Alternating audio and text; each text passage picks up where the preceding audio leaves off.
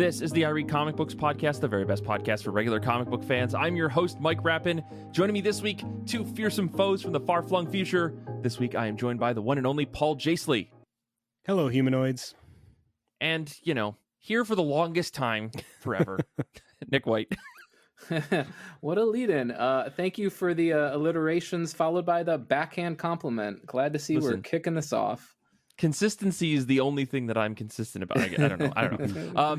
Before we get into the show this week, I do want to say, if you're going to New York City Comic Con this week, if you're listening to the show on Wednesday, I'm going to be there Thursday and Friday. If you find me in Artist Alley, that's probably where I'm going to be for 2 days straight. If maybe I'll be on the show floor for a little bit, but if you find me, I'll give you a free sticker or pin. If you don't know what I look like, are you watching this video on Twitch? Because that's where we're recording this episode live, twitch.tv/IRCB podcast. How are you not watching this episode? But yeah, it's going to be a fun time. I will be there. I'm going to be trying to talk to as many people as I possibly can. I will be bringing copies of zines with me. If you want to buy one directly from me, that'd be cool. I'm also going to try to get them signed by as many people as I can who were in our zine, because many of them are going to be at New York City Comic Con, and I think that's going to be cool. So should be a fun time. One day, Paul, I'll meet you in person and we'll get you to sign it. Danny's going to be at some point. I'm going to be in person. It's good. I'm trying to create like the perfect final limited edition of the IRCB zine where like I get everybody to sign it. So that'll be fun. It's a dream now that I have for the next 10 years of IRCB, right? Where I'm like, let's see if we can do that. But anyways, we are here to talk about comic books. So I have to ask two legally mandated questions, and that is, how have you been? How have comic books been? Let's start with you, Nick. I've been good. I've been busy. I say busy. I've been watching a lot of TV, and I think that makes me busy. Sure. Tigers' first game last night of the, what is this? ALCS, the Championship Series, Division Series. Yep. You see, Paul knows what it is. I don't know these things. Baseball last night, Formula One this morning. Didn't even finish that yet.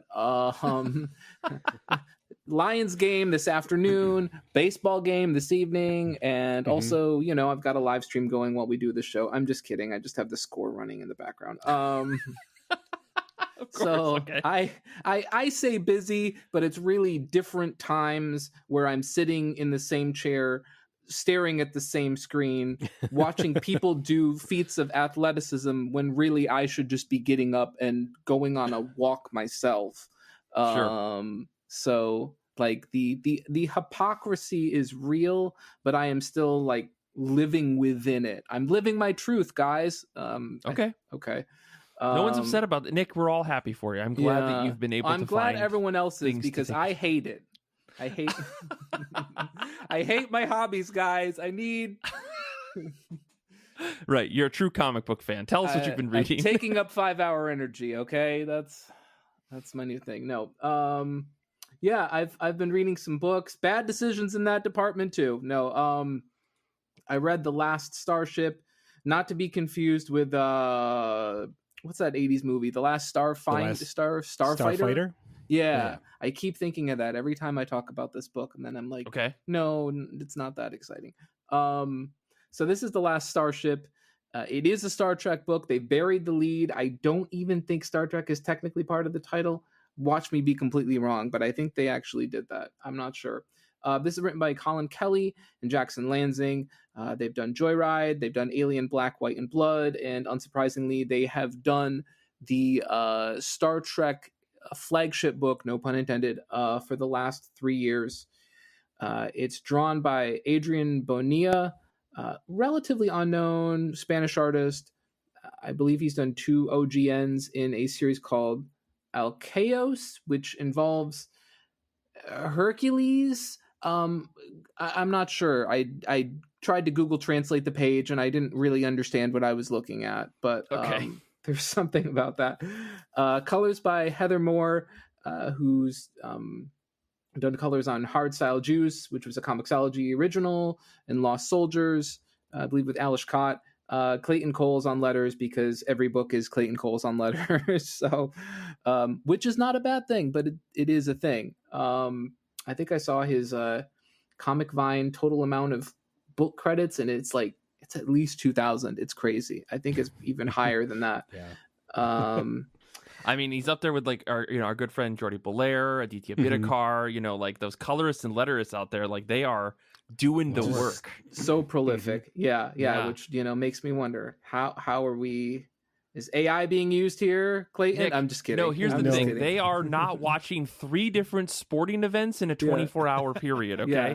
That's what these people are It's doing. going to be 4, Mike. It's going to actually... Are you getting into hockey now, or is it No, the NBA? because the baseball game, there's 2 within the 24. Yep. I see. I'm not proud, but it is 4 is technically the correct number. Okay. So... for those not keeping score, Kelly and Lansing recently wrapped their multi-year run on Star Trek with Star Trek Omega, which came out in June. Don't worry, folks. I can't and won't spoil that book because I'm actually not that far yet, so you're safe. In the meantime, Star Trek fans have gotten a trio of miniseries books. Red Shirt with Christopher Cantwell, Star Trek Voyager Homecoming, which immediately follows Voyager, and Star Trek Strange New Worlds, The Seeds of Destruction, a spin-off book, of course, of Strange New Worlds. But everyone's kind of been waiting to see what the next sort of big ongoing direction for Star Trek would be. And it is The Last Starship. I guess for those of you who haven't enjoyed Kelly and Lansing's run up to this point, this book is probably still not for you.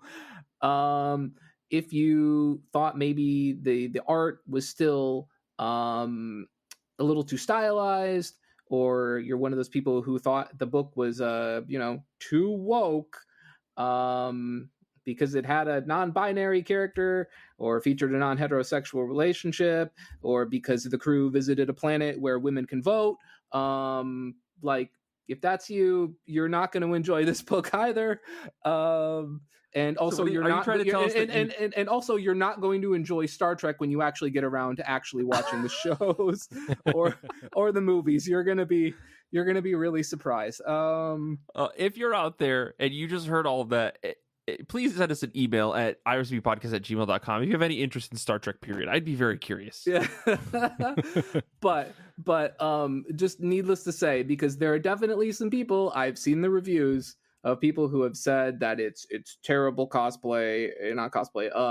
fan fiction, and it's too woke and all of that. And I guess it probably went without saying, hey, it's the same creative team, you're going to get the same thing. But I'm going to say it. It's the same creative team, you're getting the same thing. Sure. The art is a little bit darker. It's a little bit more noir. So if you're looking for that kind of direction, you are getting that. You're also getting a very big narrative shift in terms of when the book is taking place. So if you're one of those people that really liked that the main book was all about kind of dealing with Worf and Sisko and Data and O'Brien, Mike's favorite characters, all of them right there. Yeah. And I'm going to tell you, it's not in that golden era of Star Trek. Some people's throats are clenching, I think, at this point, and they're desperately clawing their sofa. Where is this going, Nick? This book is actually taking place immediately after The Burn, which I'll let Mike explain because he definitely knows what we're talking about here. Mike's just... Here, the thing is, Nick, you know this so much, more eloquently than I do. I think you can explain it better than me. Why don't I? All right, fine. All right, just this time. Thank you. So The Burn is an event that takes place during Star Trek Discovery, which, if you're the people that didn't like Jackson and Lansing books, you're probably also not a big fan of Disco. But basically, The Burn is this event that follows The Jump, which was an event in Star Trek Discovery. This ship ends up jumping forward from, I think it's watch the fans get mad, the 23rd century to the 32nd century. And they jump all the way forward. And they discovered that this event called The Burn has happened. Basically, during the burn, all the dilithium in the engines of ships went inert, obviously, and every warp core basically went boom, and every Starship engine basically turned into a short fuse bomb, and they all blow up. And all the Star Trek fans will say, well, actually, dilithium has to do with the fact that has to change the antimatter in matter outflow and the dilithium matrix exploded. And I think I actually understand this kind of right because I looked this up because I didn't want the nerds to be mad, but I'm also not completely right. I'm sorry, guys. Okay, Nick, there's something very interesting going on here in that, there's a lot of self-hating Star Wars fans. I don't know if I've met such a self-hating Star Trek fan in my entire life until right now. You're welcome. Okay. Anyway, again, short story, long story made short, all the ships blow up. Everything blows up. Like literally 4% of Starfleet is left, right? Like literally 96% of Starfleet goes boom. Okay. And it kind of becomes a question and a struggle of how do we maintain Starfleet in a day and age where we're all traveling at sublight speeds, right? So normally we were this big chain of planets and quite literally we're a federation, and suddenly we're traveling at speeds where it used to take us 5 minutes to go between planets and now it takes us 3 years. How do we try to maintain this like semblance of being an authority and a group that stands up for good? And it's an interesting idea, and that's something that Disco sort of explored. But I say Disco, Star Trek Discovery. But Star Trek Discovery, the ship shows up 100 years after the burn has happened. This book is taking place immediately after the burn, and sort of Starfleet is trying to decide if or how it can still continue. So it's an interesting idea about like the preservation of democracy, which honestly, maybe that's kind of a topical idea. So I think it's a good time to sort of have a discussion about that. Insert an additional uncomfortable laugh. But yeah, in terms of the story, we have this guy, Captain Soto. He says he's going to show the galaxy that Starfleet still exists. And they're like, all right, we're going to try to cobble together a ship and you're going to be moving at a tortoise's speed. But then the Borg is like, hey, we have this thing called transport. Do you want to work with us? And we'll find a way to make your ship work again. And they're like, oh, wait, that's a great idea. Except also you're the Borg. So the Borg has some conditions and they basically want Starfleet to let them get access to this experiment that they have at the Daystrom Institute, which is like the Daystrom Institute in Star Trek is like it's the closet in your house where you put all the stuff that's too dangerous or you don't want to think about, right? Okay. Like this is where you put like the Clorox bleach so the kids don't get near it, and it's like where you put the pellet gun that you gave for Christmas and then it was a bad idea. Like that's the Daystrom Institute, okay? Like that's what that is in Star Trek.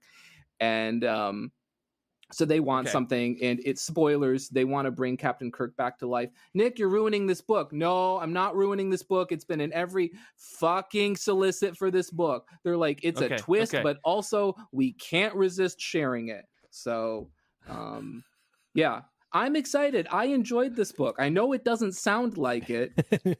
Okay. But I think it's interesting. I think the themes are interesting. I think the Kirk thing feels a little too fan servicey for me. But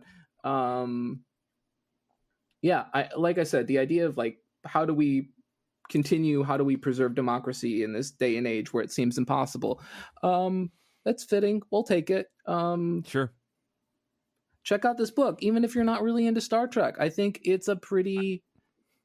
I think I'm gonna. Good beginner Genuinely, book. I think I'm going to, Yeah. because this sounds so deep in the well of Star Trek that it may be its own microcosm of story that I could actually follow.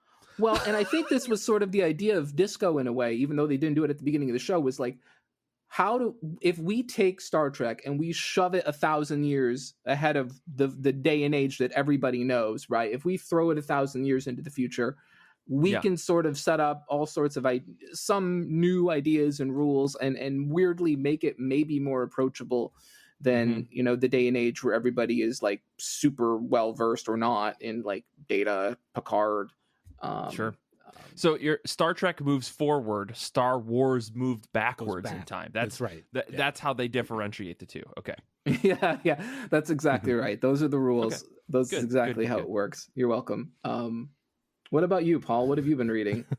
Nick, do you have? Sorry, I didn't mean to I'm not trying to be a complete asshole about this. I just am like. No, I just fucking talked about Star Trek for like 15 minutes just because I have a lot of thoughts about this book. But Yeah, I mean, Clearly. in just one issue, this is bonkers. Like, is this this sounds really like deep inside the contextual entity that is Star Trek. Is this approachable to new readers? I know you suggested it, right? And I made a joke of that, but like, do you think that this is something that any random person could just pick up? Hey, I'm interested in Star Trek. Is this like a new #1 that may be interesting to them, or are they going to have all of this baggage that you just explained to us about the in order to burn understand and the what's jump, going on? Right. Yeah.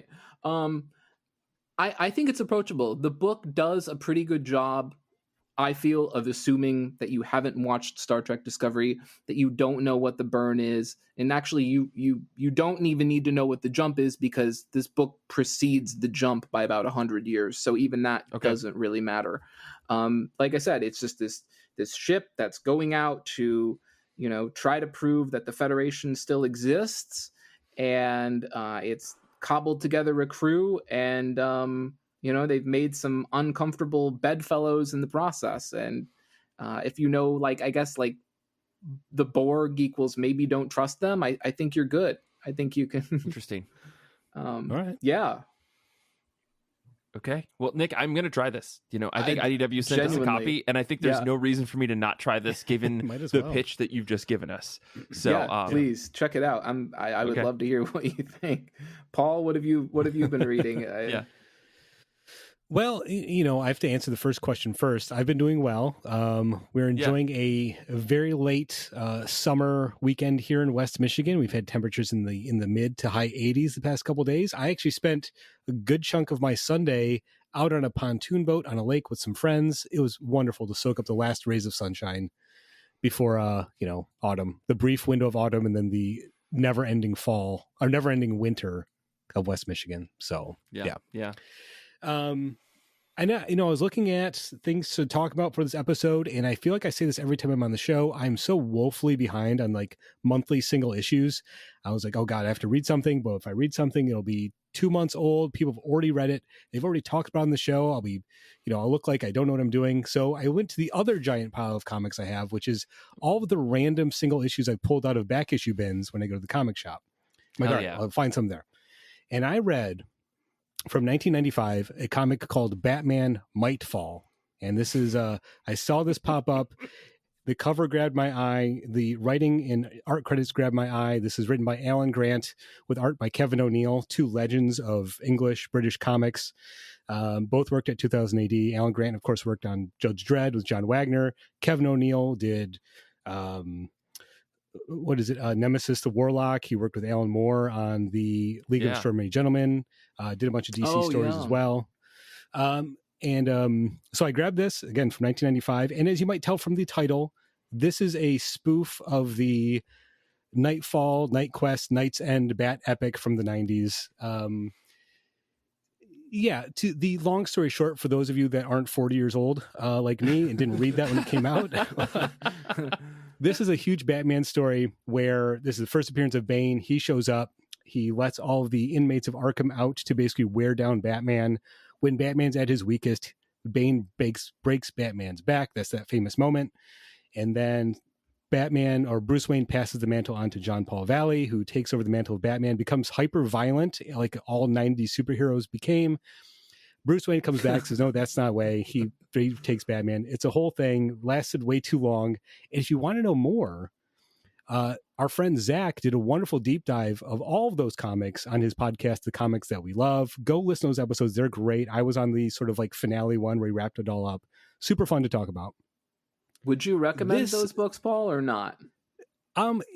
I think they're fun, but I have a nostalgia for them. I don't know if someone who's trying to read Batman for the first time or has a passing knowledge would enjoy them. They are very dated. I will say the initial Nightfall event is pretty great. That's really well done. The Night Quest goes on way too long. You can skip that. And then the Night's End. So you can kind of read the bookends and enjoy those. There's a lot of filler in the middle. Or if you want a truncated version, you could just read Batman Mitefall, which asks the question, what happened to Bat-Mite during all of this? The one character who's never mentioned and all of that. So if you don't know Batmite, he is an imp from the fifth dimension, or so we thought. Turns out in the 90s, Alan Grant and Kevin O'Neill did an issue where it's revealed that Batmite is just possibly a hallucination that a drug-using inmate at Arkham had. So it's just like this figment of this person's imagination.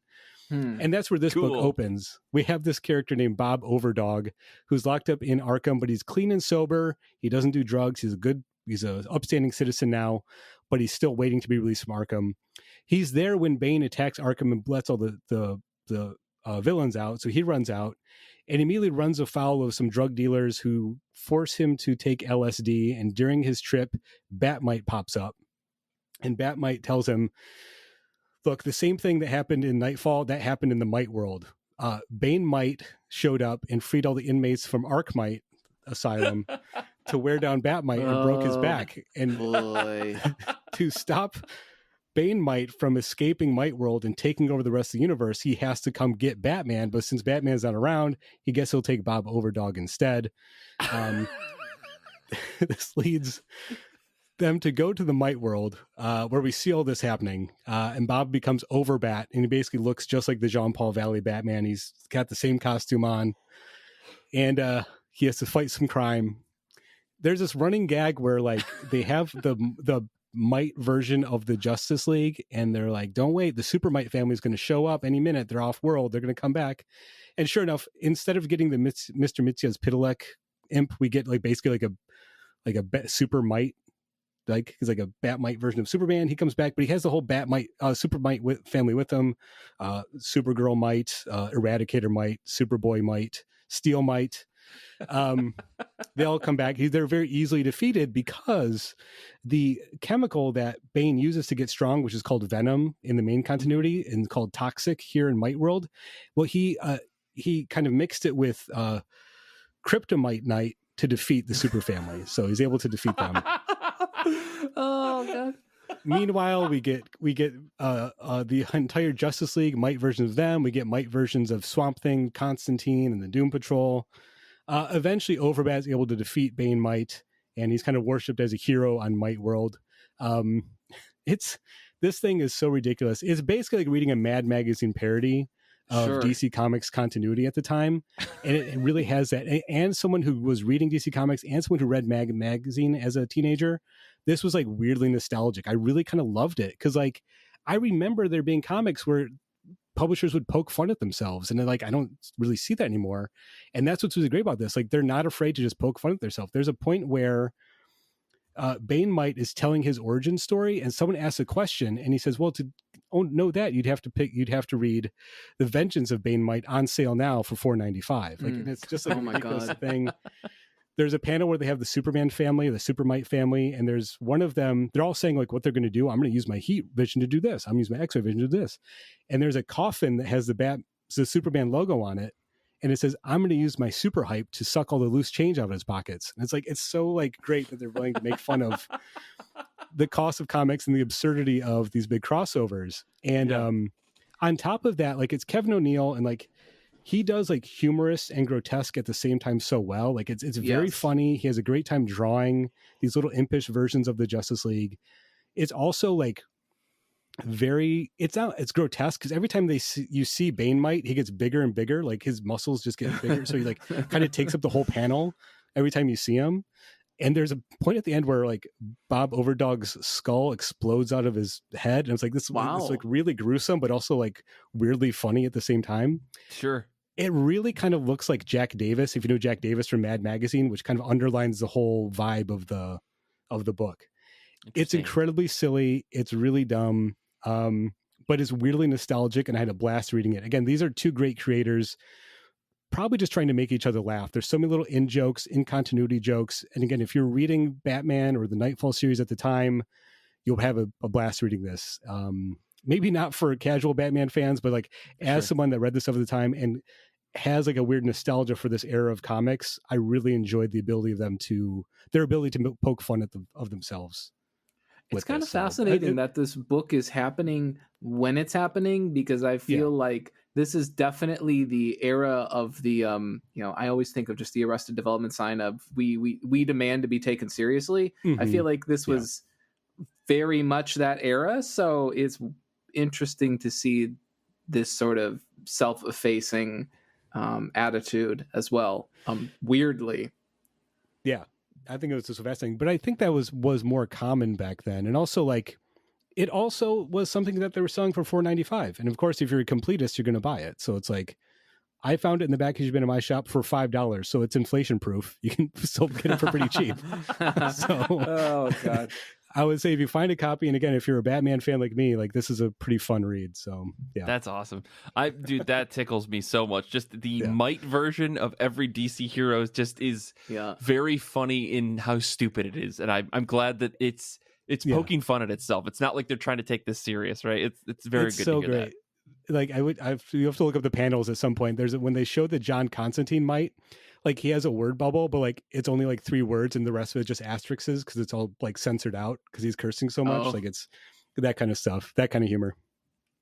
That's great. I just imagine the writer having to, like, immediately when he's writing this issue, have to like go into Microsoft Office or whatever and like change the rules where it's like, anytime there's a proper noun, could you just throw might on the end of all of them, please? Yeah. Make a special rule. Microsoft Office comedy for you. That's what we offer up here. That's thanks, Nick. Yeah. That's the level of joke.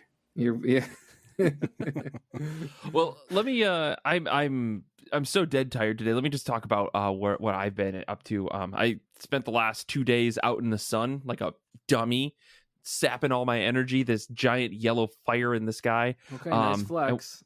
I know it's fun. I put some sunscreen on, went and did a corn maze with some friends that came into town. The guy Kyle Rose, I should say, who designed the IRCB logo, a good friend of mine, and he came into town with his girlfriend, and we went to a corn maze, which was a good time. Went to a comic book shop, which is amazing. Comic book shop that I've been meaning to go to for a while. Down like 20 minutes south of me. It's about the same distance to my current comic shop. It's just south instead of west. Give him a plug, Mike. Throw him a plug. Yeah, Operation Doomsday Comics in Manalapan, New Jersey, or Manalapan. I don't know how to say the city. I say water like a regular person. None of this wooter stuff, you know. Anyway, so I went down there with Kyle after we went to this farm, and it was pretty fun. Today I was out at a rubber duck race, which is a whole other thing. Stick around in the post credits for that. But I did pick up some comics, and in particular, I did pick up a comic that I read immediately last night before I went to bed, I should say. Good Devils Don't Play Fair with Evil. This is by Nick Dragata and David Brothers. It's a collection of 3 little one-shots that they put together. Some of this you may have seen if you read the series. I'm completely blanking. If you read the series, I'm going to just open up this comic right now because my brain is apparently not working. East of West? Yeah, Nick Dragata from East of West and absolute Batman fame. Go Back was originally published in New Bern as backups. New Bern's 9 through 12. Weird. Okay. So this is a little collection. It's a beautiful book. For those of you that are watching live, you can see it's fantastic cover. It's this nice, thick, 64-page size comic that collects 3 different stories. Good Devils number 21, Attack on Lady Liberty, Fight Like Hell, and Go Back and Get It. All together, it's fantastic. It's like perfectly paced, beautifully drawn comics. Nick Dragata, I've said this a million times on the show, absolutely talented, beautiful artist. If you're not reading things that have his name on it, you're making a mistake. I know so many people out there think, oh, I don't want to really jive with his style. It doesn't really work. He's very exaggerated. I don't care. You're wrong. The guy understands comic books in a way that many people don't. This book is very, like, each of these little one-shots are really high concept stories that you get in their entirety by the end of the 8 or 12 or 20 pages that you're reading. It's so well done. I really love the book series that he did, Ghost Cage with Caleb Goldner. Oh, Nick Dragata. Yeah.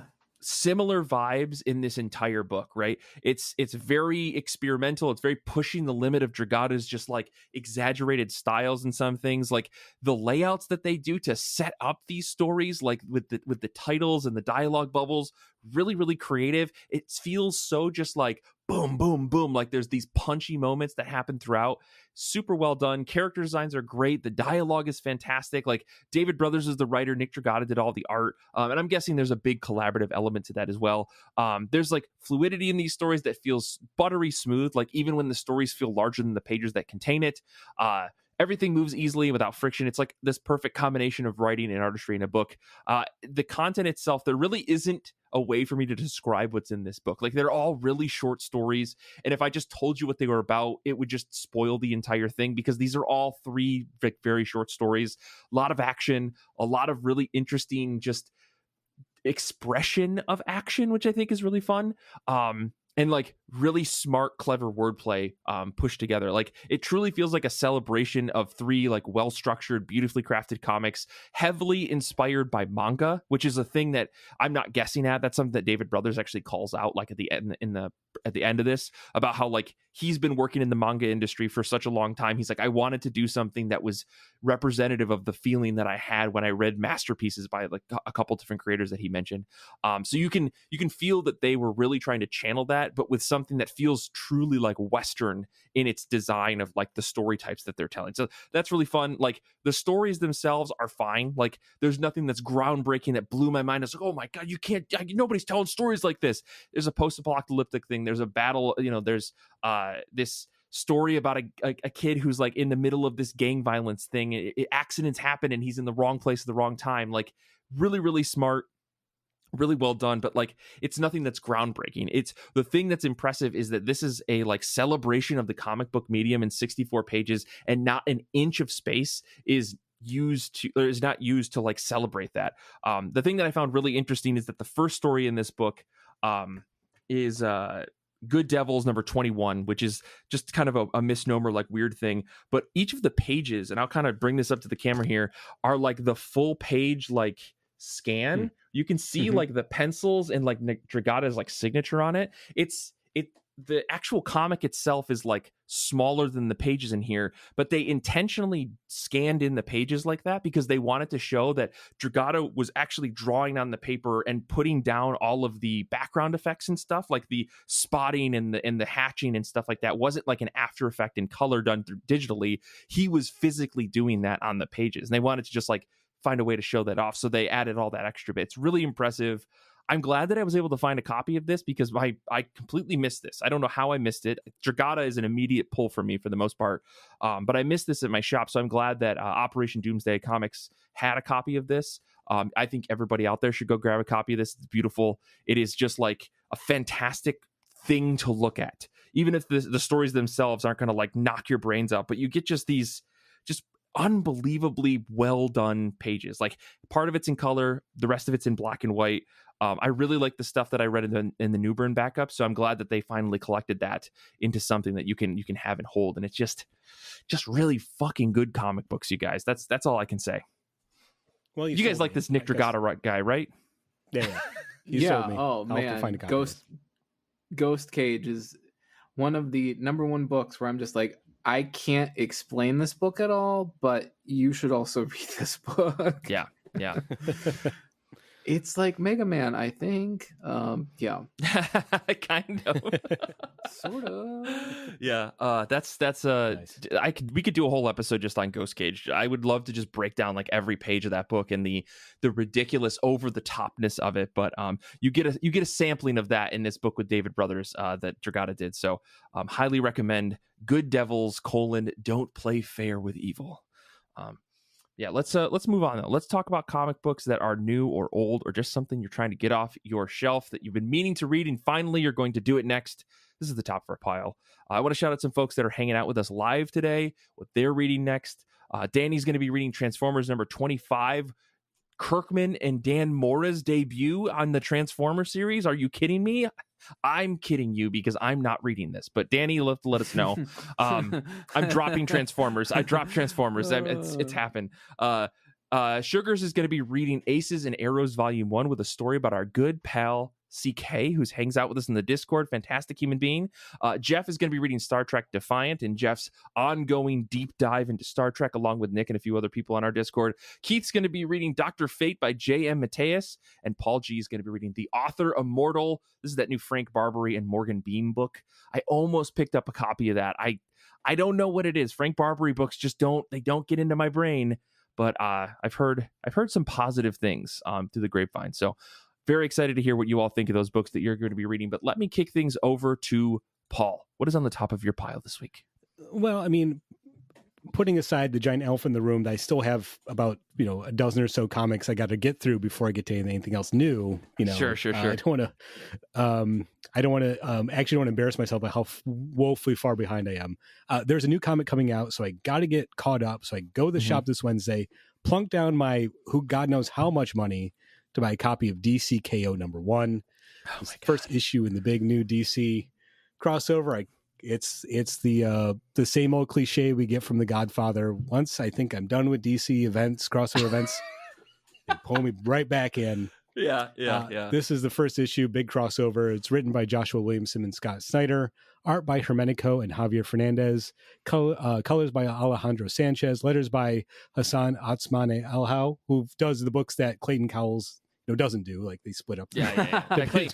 Whatever Clayton Coles. Yeah, whatever Clayton Coles is working on. Yeah. They just both sit down with a big checklist and they just put their initials back next to whichever. Right. Yeah.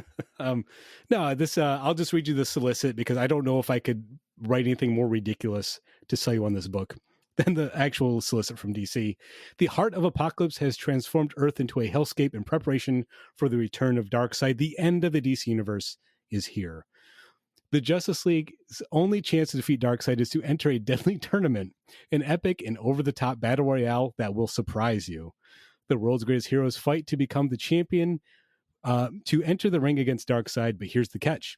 The closer you get to the heart of Apocalypse, the more it corrupts you, changes you into something dangerous. Which DC character has what it takes to make it to the end? Who is willing to do what it takes to win it all, even if it means taking down their friends and family? You want to get nuts? Let's get nuts. Oh, God. Dude, I loved this arc in Dragon Ball Super. I'm just going to say that. It's so funny you say that. This is the recurring joke from the podcast. This might be the closest I get to actually reading manga, right? Reading DC KO.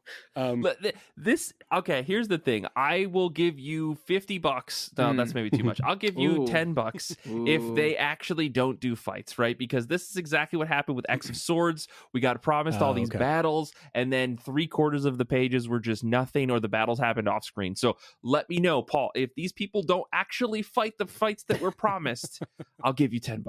I don't know how that works into my favor, but yeah. I will I'm very curious how it's going to work out. Again, it sounds so dumb that I love it, and I'm finding more and more, because my time I spend reading comics somehow is getting like less and less, so like more condensed. The stuff I'm really clicking with is the current DC stuff. And again, I'm a DC fanboy from way back, but like the books that I sit down and can just read a bunch back to back are good. New Gods and Birds of Prey, the new Batman stuff. Like I love the Justice League right now. Very into all this. I'm tuned in for any type of big New Gods adjacent story. So we got Darkseid showing up. Plus, one of the variant covers for this is Superman giving Darkseid a Michinoku driver. So I'm like, of course I'm going to buy that cover. Like, come on. Is that drawn by Daniel Warren Johnson? Because it sounds like a Daniel Warren Johnson. Okay, yeah. God, that feels very typecast, but typecast drawing. But yes. Yep. Which is so I'm in for this. I mean, I already filled out my bracket. If you go to the DC website, you can fill your bracket, pick your winners. I've got Big Barda winning the whole thing. Of course, it's a Darkseid story. It's got to be Big Barda fighting him at the end. Right. Again, if it was any other creative team, I might not be as invested, but I like both those writers. Saying Snyder and Williamson are both really good. I like Fernandez and Hermenico. Like, it's going to be a nice looking book. And again, I reached a point in my life I'm willing to accept my diehard DC fandom, and I'll buy it. I'll read it. Who knows if I'll keep it or reread it, but by God, I'm in for the ride right now. Sounds fun, man. I love this for you. I'm gonna have to go fill out my my bracket, and I'm gonna have to make Batmite go all the way. That's my plan. There you go. Perfect. Well, Nick, what about? Or actually, you know what? Before we get to you, Nick, let me talk about what's on top of my pile, because you know what, I got to talk about this book. So I again was at Operation Doomsday Comics, and they had a bunch of really good selection of comics. Genuinely love when you walk into a comic book shop, and not only do they have the staples, but they also have a good bunch of other books. Of course, they would have a copy of this book because it's the new hotness that just came out this week, and that is Spectators. Right, this is that Brian K. Vaughan, Nico Hendrickson. I don't know. I'm sorry if I'm butchering that. This is the team who made the series Pride way back in the day. If you read that story by Brian K. Vaughan that was about the Lions, Nico was also on this. it's a story 3 years in the making, according to some people. It was originally published on Substack, and now it's in hardcover. So it's more like a series that I'm finally discovering versus like everybody already knew about this. This is not some brand new thing. But Image put out a really nice hardcover. This is a big old book. I really, really like it. Some folks on the IRCB Discord mentioned this to me this week, and while I lamented the Substack format of drip-fed comics, you know, like getting like 4 pages a week or 4 pages every other day, like doesn't work for my brain because it just doesn't like click. I understand that it's probably fine for more folks than I think. It just doesn't work for me. And if you don't like drip-fed comics, please let me know. Send me an email, ircbpodcast@gmail.com. I'd be curious to hear your thoughts, because in some ways this is kind of like Webtoon, but in another hand, I'm like, if I'm getting a big old graphic novel story, I kind of want like bigger chunks, but maybe that's just me. 100%. Anyways, this is a pretty hefty OGN. It's 344 pages, and it's very compact. Like, it's not the size of a typical trade. And I was going to go try to grab one just now, but then I realized that all of my stupid format and ridiculous size trades are right here. My stupid Megan Mogg books and all the freaking Oni Press and first, second books that I own. Books that I love, right? Prince and the Dressmaker, Tetris, the games people play. Like, I love these books, but they're all weird sizes because, like, artists in there, they want to present things however they want or something ridiculous like that. But anyways, this is a weird shaped book, so I don't know where I'm going to put it, but it's a bulky, thick book, and I'm very excited. I'm okay with this for the most part. I'm not really that upset about the size of this book, but it is like, it's just a hefty little guy, and it looks beautiful. I flipped through it. This book looks super horny. I think that's the pitch. Literally, here's the synopsis for Image is putting the graphic back in graphic novel. This unconventional supernatural romance takes a hard look at sex and violence and the very different ways we obsessively watch both.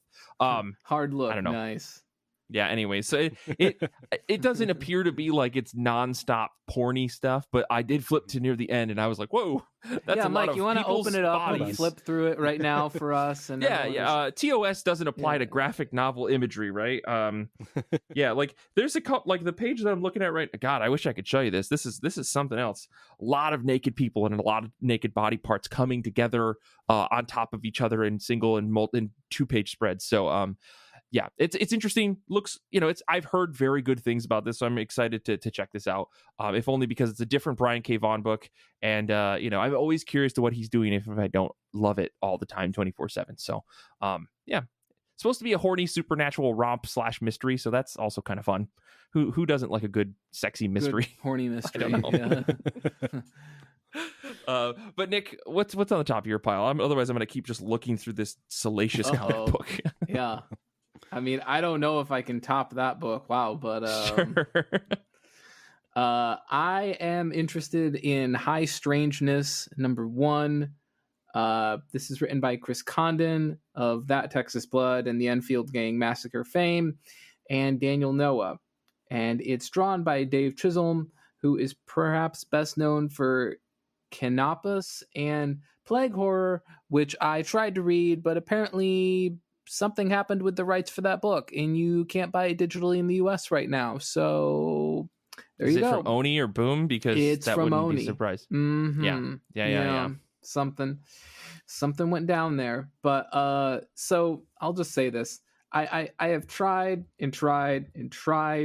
to temper my cynicism, and I think I'm a pretty positive guy. Maybe tonight's not a real winner, but overall I think I'm okay. But every time like a celebrity adjacent individual just emerges out of the ether and like flashes a couple film and television credits as their bona fides, and like tells me that if I'm a very good boy and I buy their books, like they might take this lowly 23 pages and transform it into a film if I'm lucky. Like maybe that's something I can get excited about, but maybe not. And like so many times the books that emerge out of this attitude are like either fueled by nepotism, J.J. Abrams' son, and created by IP farms. And like the book could still be good. It probably won't be, but it could. But like way too often, like the celebrities' contributions are like dubious or nothing. And like the comic book ends up being just a proof of concept byproduct en route to something being, created in Hollywood. You're telling me that I'm you looking didn't at love... you, Mark Miller. I mean, listen, Nick, Arcbound is a great comic book published by Dark Horse, okay? Like, it's fine. Actually, it's fine. It's a fine comic book. It's an okay sci-fi book, whatever. So, like, all of that being said, I have some concerns about this book. And when books match this description, I get worried. And so enter film producer and SpectreVision co-founder Daniel Noah, who, along with co-founder Elijah Wood, well, apparently they thought it would be a good idea to just dink around with a Ouija board at the Stanley Hotel, which inspired The Shining. This resulted in a young ghost trying to get them to follow it to room 324, allegedly one of the hotel's most haunted rooms, according to Google. Apparently, this changed Noah's life. Make of that what you will. According to a Comic Beats interview, High Strangeness documents, quote, Noah's own transformative journey from skeptic to believer in the paranormal, featuring this overarching story with a different writer and artist team working on each issue. And what would an interview with a Hollywood producer be without a hyperbole-fueled claim? So let's just throw this one in here. Noah says that his comic is, quote, the first proper Fortean comic book series. I believe he's referring to Charles Fort, who I believe is like the father of supernatural research, which is to say a series built upon the premise of a unifying theory behind all paranormal phenomena that would depict these various experiences as we know them to truly be strange, beguiling, and without clear answers. Okay. And like, look, if I sound cynical, I don't look, it's my pick, right? Like, cynical? I just want to say that I'm cynical, but it's also my pick. Okay. Like, this is just me taking a multi-paragraph attempt to hedge my bets. All right. Yeah. Look, the personal approach of this sounds interesting. The idea that he's thinking about a unifying theory for supernatural phenomena, I think that's interesting. The idea that this may be somewhat nonfiction, I dig that too. The creatives involved have my two favorite Chris's, Condon and Cantwell. You can't go wrong with that. I dig that there's feature-length essays in the back by quote-unquote experts. I mean, if you're into Bigfoot, I'm going to put quotes around expert. Sorry. Sure. I dig this idea. I think that that's interesting. I'm willing to take a risk on this book, but as I said, we've definitely seen similar products come down the pipe, and some of those have not been great. What do you guys think about this? I just think in general there are more shitty comics than good comics. It doesn't matter who writes them or draws them. I just think the law of averages, there's a lot more shitty comics than good comics. So it doesn't really matter to me who's involved or not. So I mean, I can see ahead in your notes, Nick, so I kind of know where maybe you're going to go next after this. But the thing that I find really interesting is there is a question of like why this medium for this book, right? Especially when we know that there are other books who do this, and they do this much better in their fiction, and they are not in a weird way linked to Hollywood. And that doesn't mean that like any person who works in Hollywood can't work in comics, because we've seen that transition, we've seen it work, and it's been fine. But like, I do agree with you that there is this kind of like fuckiness where it's like, oh, you couldn't get this script pitched as a movie, so now you're turning it into a comic book, right? That said, usually when we see that happen, the attached names aren't usually quote unquote, I want to say, pretty good writers, right? Chris Cantwell and Chris Condon are pretty damn good writers. So like maybe there's some feet here. So I think I'm hesitantly optimistic with you about this book. If only because I think that there's an interesting story that could be told here if Noah's got something interesting to say, you know? Yeah, the idea of like a unified theory that like attempts to take everything from this should go figure, the Stanley Hotel to UFOs to Bigfoot, and like wrap it all into this unifying thing, which I think maybe is also what the X-Files maybe tried to kind of do a little. I haven't finished the show, guys. I'm a fake fan. But yeah, I think this could be interesting. I'm a little nervous that the writer is not consistent across all the issues, and that this Daniel Noah guy is like the consistent narrative force across it. That does worry me a little, but beyond that, like I think this could be really interesting. And obviously for those people who don't want to take, you know, this much of a risk, if you're more risk averse but you want a book of the same flavor, literally the other book coming out this week is Red Book, which is, I mean, good pun in the name, very clever. Red Book, China, blah blah blah, but it's the Chinese and Russia focused counterpart to Blue Book, by, you know, Tinian and Oming. Tynan. I think Tinian. I've got to correct this. Tynan. Yeah, and they're gonna look at like Dialtov Pass, which is like if you haven't ever Google that, if you don't ever want to sleep again, go Google Dialtov Pass. It's a good, funny, scary story. But yeah, that's my pick, and an enthusiastic endorsement for your pick. Yeah, I was gonna say, this feels like a book that like you would recommend to me after finishing it and going, I don't know what to think about this. Will you read it and tell me if it's good? Yeah, I mean, if anything, like if it's even just a little like that fucking crazy Skinwalker Ranch book, dude, that Skinwalker Ranch book was amazing. I think that it leaned into the absurdity that is the Skinwalker Ranch story. It was very aware of well. how insane it was. Yes. Yeah.